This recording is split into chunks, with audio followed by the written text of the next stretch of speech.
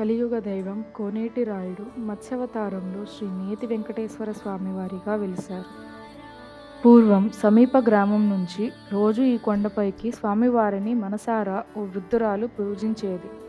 కాలక్రమేణా వృద్ధాప్యం వల్ల పైకి వెళ్ళలేక ప్రార్థించక స్వామివారు కొండ దిగువనకు మత్స్యావతారంలో వెలిశారని అప్పటి నుంచి నెయ్యి స్వామికి లేపనంగా సమర్పించారు.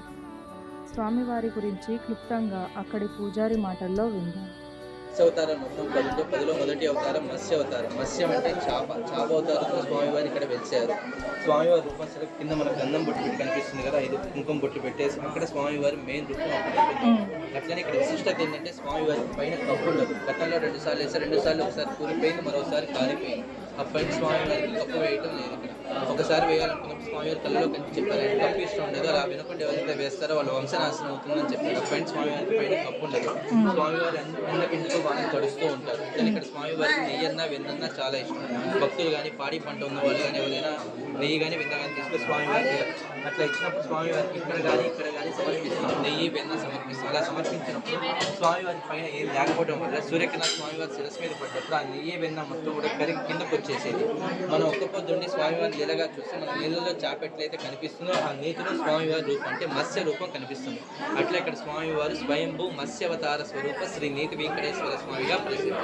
విన్నారుగా పూజారులు చెప్పింది. స్వామివారు మత్స్యావతారంలో శ్రీ నేతి వెంకటేశ్వర స్వామిగా కటాక్షిస్తున్నారు. ఆలయ విశిష్టతలు. శివరాత్రి వెళ్ళిన మొదటి శనివారం నుంచి అనగా ఫాల్గుణ మాసంలో మొదటి శనివారం నుంచి ఉగాది వరకు స్వామివారికి 4 లేదా 5 శనివారాలు బ్రహ్మోత్సవాలు జరుగుతాయి. ముఖ్యంగా 2వ శనివారం శాంతి కళ్యాణం జరుగుతుంది. స్వామివారు భక్తుల కొంగు బంగారమై కోర్కెలు తీర్చటానికి కొలువైన కోనేటి రాయుడు.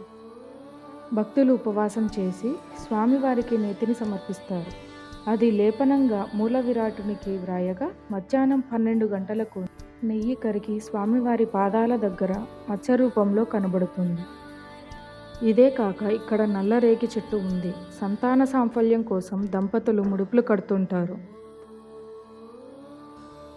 ఇలా వేల సంఖ్యలో ఇక్కడ శనివారాలు మాత్రమే పొంగళ్ళు సమర్పిస్తుంటారు. ప్రజల బండ్లు కట్టుకొని తమ భక్తిని చాటుతారు. ఇప్పటికీ చుట్టుప్రక్కల గ్రామాల ప్రజలు తమ పాడి పంటలను కాపాడుతూ చల్లగా చూస్తున్న స్వామికి ప్రతి ఇంటి నుంచి నేతిని కానుకగా సమర్పిస్తుంటారు.